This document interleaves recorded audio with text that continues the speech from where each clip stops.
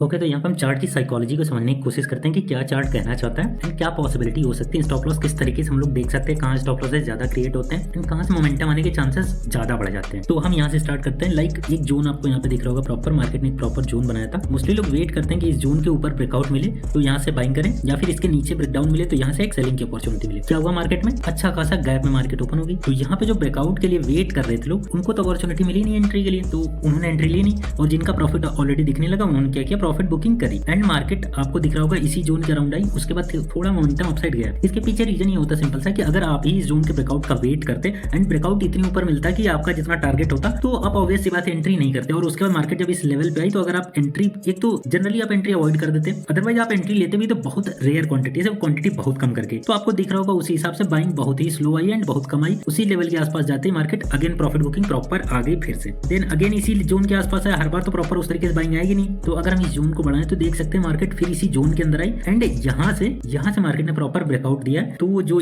यहाँ पे लोग बैठे थे फर्स्ट वाले जोन के आसपास, इन्होंने भी एंट्री बनाई क्योंकि इन्हें भी फिर से मौका मिला, क्योंकि इनके पास ऑलरेडी प्रॉफिट है। और बाकी जो लोग कैश में बैठे थे कि उन्हें फिर से एंट्री चाहिए अच्छे खासे ब्रेकआउट के साथ, जो ब्रेकआउट ट्रेड्स करते हैं उनके सामने आई तो दोनों बाइंग आई। आप देख सकते हो कि अच्छा खासा मोमेंटम यहाँ से आ गया। अब जिन्होंने यहाँ पे बाइंग कर रखी थी फर्स्ट जोन के आसपास, उनके स्टॉप लॉसेस इधर थे। प्रॉफिट बुकिंग के बाद जो रिमेनिंग क्वांटिटी थी यहाँ पे जिन्होंने बाइंग करी थी उनको मोमेंटम मिल गया, तो काफी क्वांटिटी तो बुक हुई हो जाएंगी एंड बाकी जो रिमेनिंग क्वांटिटी के सेल इसी के अराउंड होंगे। ठीक, अब यहाँ पे अच्छा खासा मोमेंटम करने के बाद आप देख सकते हैं कि नॉर्मल प्रॉफिट बुकिंग है, मार्केट ने एक फिर से जोन क्रिएट कर दिया है। लेकिन अब क्या किया, इसके सामने एक रेजिस्टेंस लेवल भी आपको दिख रहा होगा जो कि 43,800 के आसपास का जोन है। अब यहाँ पे दो पॉसिबिलिटी हो सकती है। अगर मार्केट अब यहाँ जाके थोड़ा कंसोलिडेट करके इसका भी ब्रेकआउट दे दे तो ये जो दोनों एसएल हैं इस पॉइंट पे, ये जो दोनों एसएल हैं ये मोस्टली होगा कि उठ के इसके नीचे चले जाए एंड इस वाले ब्रेकआउट के आसपास भी एंट्रीज बनेंगी, जो कि अराउंड आप टारगेट देख सकते हैं क्योंकि साइकोलॉजिकल नंबर भी आ सकता है 44,000। तो यहाँ पे ये दो एसएल पहले से एंड नई जो बाइंग आई उनके भी एसएल इसी के अराउंड होंगे। तो यहाँ पे क्या होगा, आपको 3 गुना एसएल देखने को मिल जाएंगे एंड ये जो पॉइंट है साइकोलॉजिकल नंबर पे ज्यादातर बाइंग एंड सेलिंग्स होती हैं। यहाँ पे अगर आप देखो तो इस पॉइंट पे सेलर्स के लिए भी अच्छी अपॉर्चुनिटी मिल जाएगी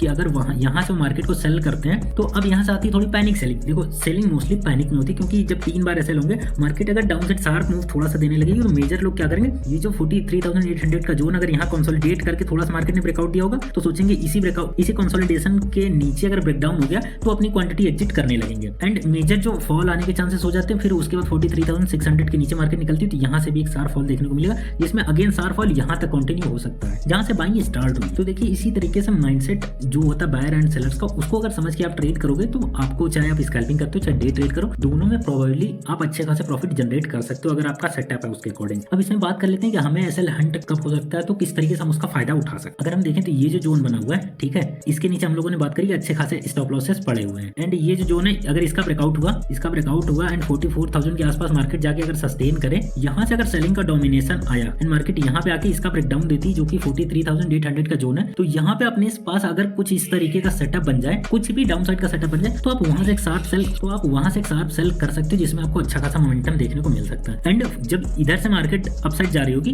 तो 43,800 के ब्रेकआउट पे आपको कोई भी आपका प्रॉपर सेटअप मिल रहा है जो कि बाइंग साइड के लिए, चाहे वो कुछ भी आप सेटअप यूज करते हो नो मैटर, तो यहाँ से एक बाइंग साइड का आप अपॉर्चुनिटी देख सकते हो। इसी के सेटअप हमें वहां ढूंढने चाहिए जहां प्रोबेबली मार्केट जाने के चांसेस ज्यादा होते हैं जिस साइड, ठीक है। तो यहाँ पे 200 पॉइंट्स की रेंज है, इस रेंज में भी मार्केट अच्छे खासा मोमेंटम के साथ जा सकता है अगर ब्रेकआउट इसका हुआ तो। अब बात कर लेंगे मार्केट अगर यहीं से सीधे ब्रेकडाउन दे, इसमें जिन लोगों की बाइंग हुई है उनके स्टॉप लॉसेस हंट होंगे एंड अगेन मार्केट इसी जोन के आसपास आगे सबसे पहले सस्टेन करेगी, यहाँ पे थोड़ा सा कंसोलिडेट करके देन ब्रेकडाउन देगी तो इनके एसएल सबके हंट हो जाएंगे। 43,300 के नीचे अगर क्लोजिंग दे देगी तो इसके नीचे एक शार्प सेलिंग देखने को फिर से मिलेगी क्योंकि ये जो जोन है ये पैनिक सेलिंग जोन क्रिएट हो जाएगा। तो आई होप आप लोगों को काफी इस वीडियो में सीखने को मिला। अगर सीखने मिला तो कमेंट बॉक्स में जरूर बताना, तो मैं इसी वीडियो की काफी सीरीज लंबी बना दूंगा जिससे आपको प्राइस की अंडरस्टैंडिंग का काफी ज्यादा आइडिया हो जाएगा।